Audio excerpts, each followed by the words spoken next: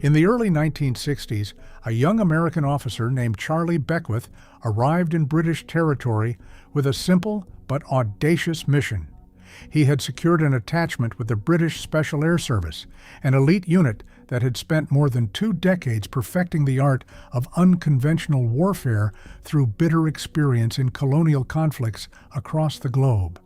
What he found there would reshape his entire understanding of what a special operations soldier could be and what the American military was not. The contrast was immediate and stark. The American military in the early Cold War had been constructed around the idea of massive conventional force projection.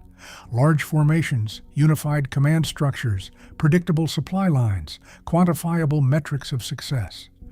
The doctrine had been forged in the victories of World War II and had been adapted for the apparently binary standoff of the Cold War.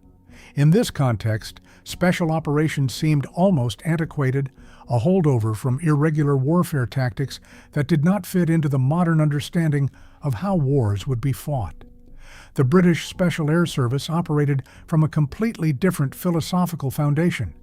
Born in the deserts of North Africa in World War II, refined through years of counterinsurgency operations in Malaya, Aden, and elsewhere, the SAS had developed a fundamentally different approach to warfare.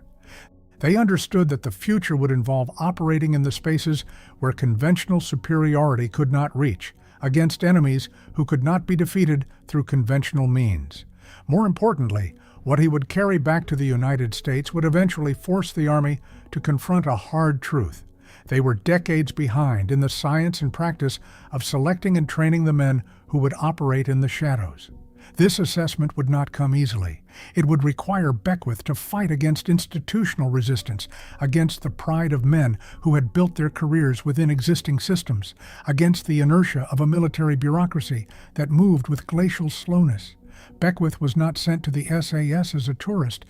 He was there to learn, to observe, to understand how the British had built something that no other military organization in the world could match. What began as a tour of duty would become the foundation for one of the most transformative military institutions in American history. The man who emerged from that experience would not stop until he had convinced the United States Army that they needed to fundamentally reimagine how they built their elite. Before we dive in, drop a comment and let us know where you're watching from. If you haven't already, make sure you hit the subscribe button to not miss any story. And check out our Patreon in the description. We post full uncensored stories there. Every graphic detail, every brutal moment, nothing redacted. Stories YouTube won't allow. Now let's get into it. To understand Charlie Beckwith's journey, one must first understand who he was before he ever set foot on British soil. Born in Georgia, Beckwith came of age in a military family, and by the late 1950s, he had already seen action as an infantry officer. He had served in Korea, had experienced combat, and had distinguished himself as a professional soldier. But by the time he was selected for the SAS exchange program, something had begun to gnaw at him. The American military was enormous, powerful, and well-resourced, and yet Beckwith sensed that something fundamental was missing from its approach to special operations. The Army had special forces, certainly, but the philosophy, the selection process, the training methodology all seemed to lack the rigor and philosophical coherence that Beckwith believed truly elite operations required. The British Special Air Service, by contrast, had spent more than 20 years building a reputation that extended far beyond the borders of the Commonwealth. The unit had fought in Malaya, had operated in Aden, and had developed a system for selecting and training men that went far beyond simply identifying those who were physically tough. The SAS understood something that many militaries had yet to grasp. The most important battlefield was not the physical one, but the mental and psychological one. Selecting men who could endure physical hardship was one thing. Selecting men who could think clearly under conditions of extreme stress, who could adapt to chaos, who could maintain composure when every instinct screamed for panic, that was something entirely different. When Beckwith arrived at SAS headquarters, he was given access that few foreign officers would ever receive. He was permitted to observe selection courses, to see how the regiment conducted its operations, to understand the culture that permeated every aspect of the organization. What he witnessed was revolutionary. The selection process for the SAS was brutal. There was no question about that, but the brutality served a purpose. It was not designed to break men simply for the sake of breaking them.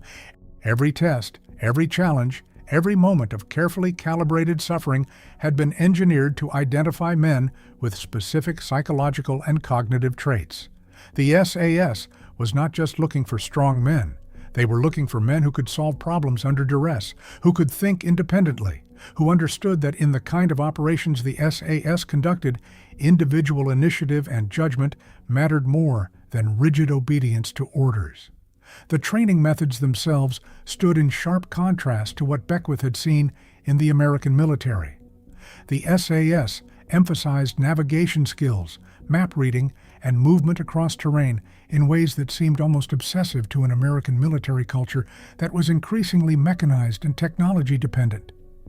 In the American approach, soldiers were expected to move in formations, often using vehicles, coordinated by radio communications that extended command authority and control over units in the field. The SAS approach was built on an entirely different premise. Soldiers in small teams needed to be able to navigate themselves through unfamiliar terrain with minimal technology. A map, a compass, an understanding of the landscape, and the cognitive ability to plan a route and execute it without becoming lost or disoriented. These skills were the foundation upon which everything else was built. But there was logic to this obsession. In special operations, particularly in the kinds of missions the SAS conducted during the counterinsurgency campaigns of the 1950s and 1960s, a man could find himself miles from support, with nothing but his wits and his training to keep him alive. In Malaya, SAS operators were sometimes inserted into jungle territory with no expectation of resupply or immediate extraction. They had to find water sources, had to move through terrain that was disorienting and dangerous, had to navigate to predetermined locations under time pressure. In Aden, operators conducted raids into mountainous terrain where a single wrong turn could result in being cornered by enemy fighters. The ability to move through hostile territory without being detected, to navigate in darkness, to survive on minimal resources, these were not luxury skills. They were essential to survival, and they were essential to mission success. The SAS had learned this lesson through hard experience, through losing men to poor navigation decisions, through observing which operators thrived in isolated environments and which ones panicked, and through iterative refinement of selection and training. The selection course reflected that accumulated knowledge. Every test had been devised to identify men who could thrive in conditions of isolation and uncertainty. The navigation tests were not arbitrary. They were designed to test not simply whether a man could read a map, but whether he could maintain composure and clear thinking when he was disoriented, exhausted, and uncertain whether he was moving toward or away from safety. Beckwith was particularly struck by the emphasis on what might be called the human element. The SAS understood that no amount of firepower could compensate for poor judgment or a man who could not function when separated from his unit. The selection process deliberately created situations of uncertainty and stress specifically to see how men reacted. Would they panic? Would they become confused? Would they freeze? Or would they assess the situation, make a decision based on the information available, and act? The SAS wanted men who could do the latter, and they had developed a system that could identify them with remarkable reliability. The physical aspects of SAS selection were indeed formidable. The regiment was known for marches of staggering distance and difficulty. Men would be sent into the Welsh mountains with minimal equipment and required to navigate themselves out under time pressure, all while carrying heavy loads. Men would be deprived of sleep, given minimal food, and subjected to every kind of physical stress imaginable. But Beckwith observed something crucial. The physical suffering was a method to an end, not an end in itself. The goal was not to see who could march the furthest or carry the most weight. The goal was to see how a man's mind functioned when his body was broken down and screaming at him to quit. The culture of the regiment was another revelation.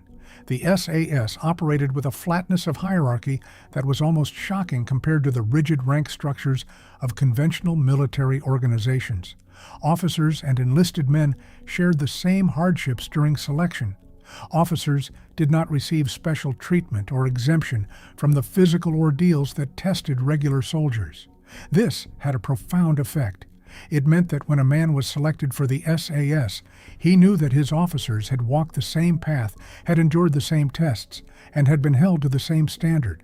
The bond of shared suffering and mutual respect that resulted was tangible. Beckwith also observed how the SAS conducted its training after selection. The regiment understood that selection was merely the foundation. Real skill, the kind that would keep a man alive in actual operations, had to be built through months and years of careful, progressive training. The SAS was meticulous about building competence in small arms, in explosives, in languages, in survival skills, and in the tactics and techniques specific to the kinds of missions the regiment conducted. But this training was not delivered in the rote, disconnected manner Beckwith had seen in conventional military instruction. The SAS connected every skill to a specific operational need and tried to teach in ways that approximated the actual conditions men would face.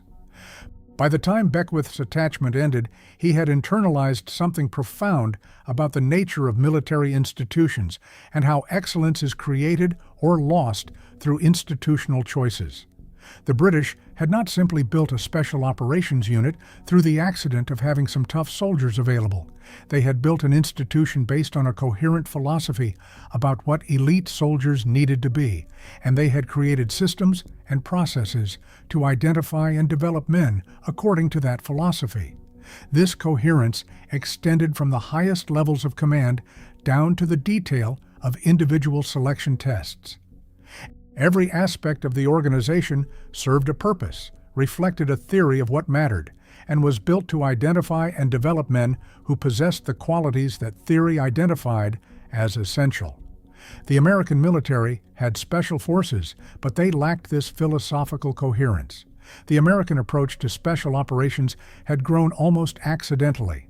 Special forces units existed, soldiers with special training could be identified, but there was no underlying philosophy that explained what made someone truly elite, what distinguished the men who could operate effectively at the highest levels from those who were merely strong or merely brave. They had strong men, but they lacked a systematic approach to identifying the specific psychological and cognitive traits that would predict success in the kinds of operations that truly elite units conducted. This was not a failure of American martial spirit or American courage. It was a failure of military thinking, a failure to subject the question of elite selection to the kind of rigorous analysis that the British had applied over decades. The American military, confident in its overwhelming material superiority, its wealth, its technological advantage, had not felt compelled to examine whether its approach to selecting and training special operations forces might be fundamentally inadequate.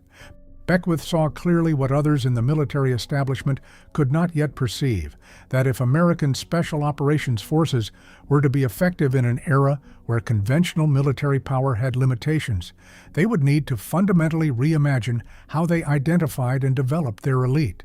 When Beckwith returned to the United States, he carried with him not merely observations, but conviction. He began to articulate, in conversations with colleagues and in formal reports, the assessment that would become his defining legacy. According to accounts from military historians and from Beckwith's own writings, he told senior officers in the Army that American special operations were approximately 20 years behind the standard the British had achieved with the SAS. This was not a casual criticism. It was a systematic indictment of how the Army selected, trained, and organized its special operations forces. The resistance to Beckwith's assessment was swift and formidable, and it revealed fundamental disagreements about how militaries should be organized and what success should mean. Senior officers in the Army had built their careers and reputations within the existing system. To accept Beckwith's critique was to accept that their entire approach to special operations was fundamentally flawed, that decisions they had made as colonels and majors that had seemed reasonable at the time represented a failure of strategic thinking. This was not a comfortable position for men who had risen to senior rank. Some officers dismissed him as arrogant, as a young officer with insufficient respect for the institutional wisdom that had been developed over decades, as a man who had spent a few years with a small British unit and believed he now understood how to restructure a massive military organization whose scale and complexity dwarfed anything the British could attempt. They pointed to America's resources, its capacity to field large numbers of troops, its technological advantage. Why should America organize itself like Britain, they asked, when America could simply do things bigger and more forcefully? Others argued that the scale was incomparable. The British SAS was small, they said, precisely because it was so selective and so expensive to maintain. Training a man to the standard the SAS demanded required months of intensive, expensive instruction. Equipping special operations units required dedicated supply lines and specialized equipment that conventional forces did not need. The British could afford to maintain a small elite force because Britain was a small nation with limited global commitments. The American military, they contended, needed to field larger numbers of special operators to meet the demands of its global commitments. They needed to be able to field special operations forces in multiple locations, to sustain operations over extended periods, to have enough personnel so that continuous operations did not require extended deployments of the same people.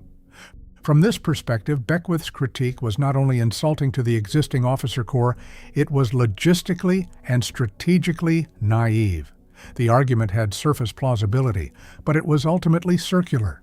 The Americans needed more operators because they had more global commitments, but their global commitments were partly rooted in their willingness to attempt military solutions to problems that might be better addressed through other means.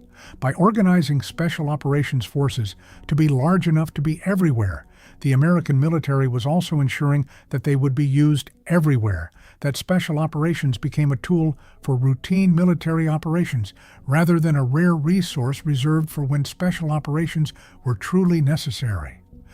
But Beckwith would not be silenced. Throughout the 1960s, he continued to advocate for fundamental change. He wrote reports, he briefed officers, he made the case tirelessly that the American military needed to build something new. According to sources that chronicle this period, Beckwith's arguments gained traction slowly. Part of the reason was that he was not simply criticizing the old system. He had a vision for something new, and that vision was grounded in the detailed knowledge he had acquired in Britain.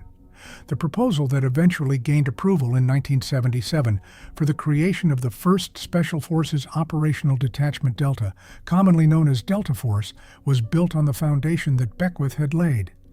The selection process for Delta was deliberately designed to echo the SAS model. Men would be subjected to a selection course that was, in many respects, modeled on the one Beckwith had experienced. The course would include long-distance navigation exercises, would test men under conditions of extreme fatigue and stress, and would be designed specifically to identify men who could think clearly and act decisively when isolated from their units and deprived of support. The philosophy embedded in Delta's selection was distinctly Beckwith and distinctly SAS. The course was not designed to break the most men, but rather to break those men who were not suitable for the unit. Selection accepted that some highly capable soldiers would fail because they lacked the specific psychological traits that Delta required. A man might be exceptionally strong, exceptionally skilled, and exceptionally brave, and still not pass Delta selection. The reason was simple. Delta needed men who could function effectively in small teams, far from support, in conditions of extreme stress and ambiguity. The selection process was built to identify exactly those men and no others. One of the key insights Beckwith brought from the SAS was the understanding that selection had to be followed by continuous evaluation. Men who passed Delta selection were not automatically guaranteed a place in the unit for life. The regiment maintained a culture of continuous assessment. Men were expected to maintain a certain standard of physical fitness, tactical competence, and psychological equilibrium, or they would be removed from the unit. This might seem harsh, but Beckwith understood something fundamental. The stakes in actual operations were so high that any man who was not performing at an elite level posed a risk not only to himself, but to his entire team. The training philosophy that Beckwith embedded in Delta was also directly derived from what he had learned with the SAS. Rather than teaching tactics and techniques in isolation, Delta's training tried to build competence in increasingly difficult and realistic scenarios. Men would learn marksmanship, certainly, but they would learn it in the context of the kinds of shooting problems they would actually face in operations. They would learn close quarters battle tactics, but they would practice them in realistic buildings, under stress, with other team members relying on their performance. The training was expensive and time-intensive, but it reflected Beckwith's understanding that truly elite soldiers could not be produced through shortcuts or through mimicking the training methods used to develop conventional soldiers. Beckwith's insistence on what he called the human element also shaped Delta profoundly. The unit placed enormous emphasis on the selection and development of officers and senior non-commissioned officers. Unlike some military organizations, Delta understood that the quality of its leadership was not something separate from the quality of its operators. Officers in Delta went through the same selection process as enlisted men. They had to prove that they could navigate in darkness, that they could solve problems under stress, that they could maintain composure when separated from support, just as every other soldier in the unit did. This created a culture in which leaders had tremendous credibility because men knew that those leaders had walked the same path and had been held to the same standard. The 20 years behind assessment that Beckwith had made about American special operations took on additional layers of meaning as Delta developed. What Beckwith had identified was not simply that American special operations lacked physical toughness or even tactical sophistication. What he had identified was that American military culture, at least as it applied to special operations, lacked the institutional commitment to identifying and developing men according to a specific and demanding standard. The American military had been built over decades to move large numbers of men in synchronized ways. The doctrine, the training, the culture, all reflected that reality. Special operations required something entirely different. It required smaller numbers of men operating independently or in very small teams, making decisions on their own, adapting to chaos. Building an organization that could effectively do this required more than simply identifying the physically toughest soldiers and giving them additional training. It required a fundamental rethinking of how men were selected, how they were trained, and how they were evaluated. It required creating an organizational culture that valued independent judgment and initiative in ways that most military organizations, built for mass armies, could not. Beckwith's genius was in understanding this, and his perseverance lay in convincing the Army to build something new based on that understanding. By the time Delta Force conducted its first actual operations in the late 1970s and early 1980s, the unit had become something remarkable. The selection process that Beckwith had implemented was identifying men with extraordinary capabilities. The training that Delta provided was producing soldiers whose tactical competence, physical resilience, and psychological equilibrium set them apart. The culture of the unit, with its emphasis on individual judgment and continuous evaluation, created an organization that could respond to novel and demanding situations with remarkable effectiveness. The story of how Delta Force came into being is, in many ways, the story of Charlie Beckwith's battle against institutional inertia. The American military in the late 1960s and 1970s had enormous pride in its capabilities and traditions. Accepting that a single British unit in a country with a fraction of America's resources had developed a superior system for special operations was not easy. Beckwith had to make the case repeatedly, had to endure skepticism and even ridicule, had to navigate the politics of a massive military bureaucracy before he could finally get approval to build the organization he envisioned. The specifics of how much of the SAS model Beckwith embedded into Delta are substantial. The selection course itself, which became legendary within military circles, drew heavily on the SAS model. The course tested men over multiple weeks, pushing them to the limits of physical and psychological endurance. Men were subjected to navigation exercises over vast distances, often under cover of darkness, often with minimal sleep or food. These exercises were not random torture. They were carefully designed to place men in situations where physical exhaustion and disorientation would make clear thinking difficult, and where clear thinking was nonetheless essential. Delta's emphasis on small unit tactics and on the ability of individual soldiers to solve tactical problems under ambiguous conditions also reflected SAS training philosophy. Rather than relying on rigid procedures that assumed that each situation would be similar to the last, Delta trained men to understand principles and to apply those principles to novel situations. A man in Delta was expected to understand not simply how to clear a room, but why you clear a room in a particular way, and how you might adapt that technique if the actual conditions were different from what was anticipated. The language barrier was another area where Delta adopted lessons from the SAS. The British regiment had always emphasized that special operations conducted far from British territory required men who could speak the languages of the regions in which they operated. Delta similarly embedded language training as a core component of its development. Men were encouraged or required to become proficient in foreign languages, and this language capability was seen as part of what made a man truly elite within the unit. The integration of psychological assessment into Delta's selection also reflected influence from the SAS model. Rather than relying purely on physical tests to identify who was fit for the unit, Delta incorporated psychological evaluation. Men were assessed by psychologists who were tasked with identifying certain traits. They were looking for men who could tolerate ambiguity and stress without becoming erratic or confused. They were looking for men who could work in teams, who understood that individual ego had to be subordinated to unit effectiveness, but who could nonetheless make independent decisions when circumstances required it. As Delta Force matured through the 1980s and 1990s, the organization became legendary within American military circles for its effectiveness in counterterrorism operations. The unit was used in hostage rescue operations, in direct action missions against terrorist targets, and in intelligence gathering operations in some of the world's most difficult and dangerous regions. In virtually every account of these operations, observers noted the exceptional quality of the soldiers involved. They moved with precision and economy of motion.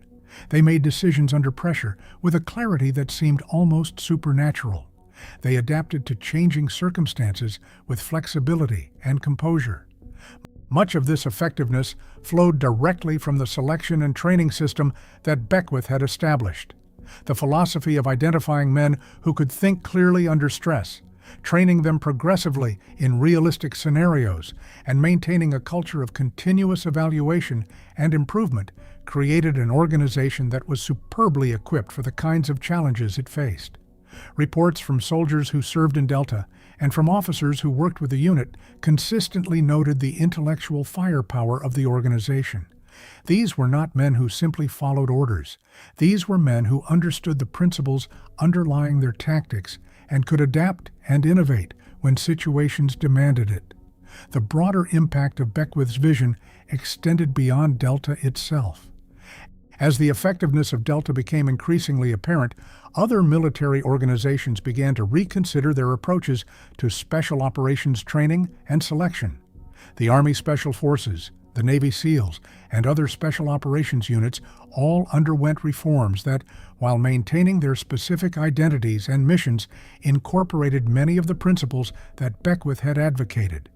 The U.S. military gradually came to accept that there was something genuinely different about the psychological and cognitive traits that predicted success in special operations, and that identifying these traits required different selection methods. The 20 years behind assessment that Beckwith had made in the 1960s should be understood in this specific context. Beckwith was not saying that American soldiers were less physically capable or less brave than British soldiers. What he was saying was that the American military had not yet developed a systematic and coherent approach to identifying and developing men for the specific kinds of missions that special operations required. The SAS had spent decades refining this approach. The American military would need to do the same if it was to achieve the same level of effectiveness. The resistance that Beckwith encountered from the American military establishment reflected deep institutional commitments to existing ways of doing business. By the 1960s, the American military had built entire bureaucratic structures around how soldiers were selected, trained, and promoted.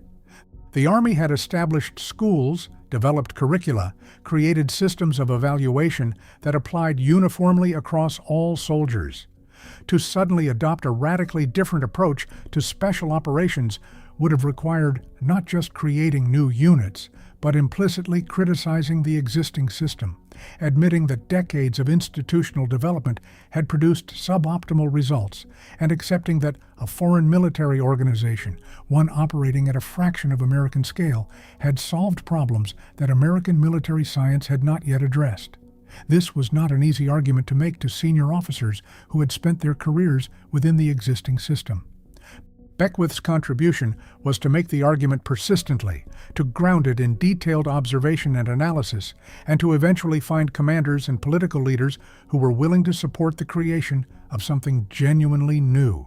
The first Delta Force selection course, when it finally occurred in 1977, was itself shaped by the intense pressure that Beckwith brought to bear on the Army to create something that would match or exceed the SAS standard. According to accounts from those who participated in or observed the early courses, they were extraordinarily demanding. Men were pushed to the absolute limits of physical endurance, were placed in situations of extreme ambiguity and uncertainty, and were evaluated not just on their physical performance, but on their psychological responses and their decision-making under stress.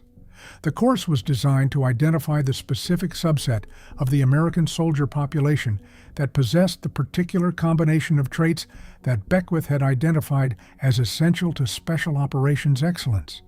According to those who studied the results, the course was remarkably effective in doing so. Men who passed Delta selection proved, in subsequent operations, to be among the most capable soldiers the American military had produced. In the decades following Delta Force's establishment, several things became clear. First, Beckwith had been correct in his assessment. The approaches to selection and training that the SAS had pioneered and that Beckwith had adapted for Delta proved remarkably effective in identifying and developing elite special operators. The soldiers who came through Delta's selection course were indeed exceptional, and they performed at levels that justified the enormous investment required to develop them. Second, the institutional resistance that Beckwith had faced in the 1960s and 1970s gradually dissipated. As the effectiveness of the SAS model became increasingly evident, as Delta Force demonstrated what could be achieved through rigorous selection and training, and as special operations became an increasingly important part of American military strategy, the skepticism that had originally greeted Beckwith's proposals transformed into acceptance and eventually into emulation. Third, it became clear that Beckwith's insights about the psychological and cognitive traits necessary for special operations success had profound implications. The ability to think clearly under stress, to adapt to unforeseen circumstances, to maintain composure when things go wrong, to function effectively in small teams with minimal supervision. These traits could be identified and, to some degree, developed through proper training. But this required a genuine commitment to understanding what was actually necessary and to building systems that would identify men who possessed these traits. Throughout his career, Beckwith continued to advocate for the principles that he had derived from his time with the SAS. He wrote, he lectured, he influenced an entire generation of special operations officers. According to various accounts and records, Beckwith was never satisfied with the status quo. Even as Delta Force became increasingly formidable and increasingly respected, Beckwith pushed for continued evolution and improvement. He understood that the military landscape was always changing, that threats were always evolving, and that the selection and training systems had to evolve with them. The human cost of the approach that Beckwith championed should be acknowledged. Delta Force selection was brutal, Men failed. Good soldiers, capable soldiers, sometimes soldiers who had proven themselves in conventional combat operations would appear at Delta selection and would not make it through. Some accounts report that the pass rate through Delta selection was in the range of 10 to 15%. This meant that men who were stronger, faster, and braver than the vast majority of soldiers might nonetheless be rejected. This was not because of any deficiency in their abilities. It was because Delta was looking for something more specific, more difficult to acquire, and more difficult to measure than simple physical prowess. But Beckwith understood something crucial. In the kinds of operations that Delta would conduct, the margin for error was extraordinarily small. A single soldier who could not function effectively under the specific kinds of stress that these operations involved could potentially compromise an entire mission and could get his teammates killed. The harsh selection process was designed to eliminate any possibility of this happening. It was unforgiving, yes, but the operations it prepared men for were equally unforgiving. The legacy of Charlie Beckwith and his vision of how elite special operations soldiers should be selected and trained extends far beyond Delta Force. The approach that emerged from his observations of the SAS and that he embedded in Delta became the model for special operations forces not only in the United States but in allied militaries around the world. The understanding that selection needed to test men under conditions of extreme stress, that training needed to progress from simple to complex in realistic scenarios, that organizations needed a culture that valued both disciplined teamwork and individual judgment. These insights have become fundamental to how elite military units are built. When historians look back at the founding of Delta Force, they see it as one of the pivotal moments in the development of American special operations. But the story did not begin with the approval that came in 1977. It began years earlier with a young officer named Charlie Beckwith sitting in a training exercise somewhere in the Welsh Mountains, watching men endure extraordinary hardship and recognizing something that much of the American military establishment had yet to grasp. It began with his conviction that the way to build truly elite soldiers was fundamentally different from the way to build conventional soldiers, and with his willingness to fight through years of skepticism and resistance to make the American military understand that reality. The 20 years behind assessment that Beckwith made was not hyperbole. It was based on direct observation, on careful analysis, and on a sophisticated understanding of what it actually took to build soldiers who could operate effectively in the most demanding and dangerous situations imaginable. His vision eventually transformed American special operations, and in doing so, he demonstrated something profound about institutional change. Sometimes, the most important contributions come not from the men who build massive organizations, but from those who recognize that something is fundamentally broken and who have the persistence and courage to fight until it is fixed.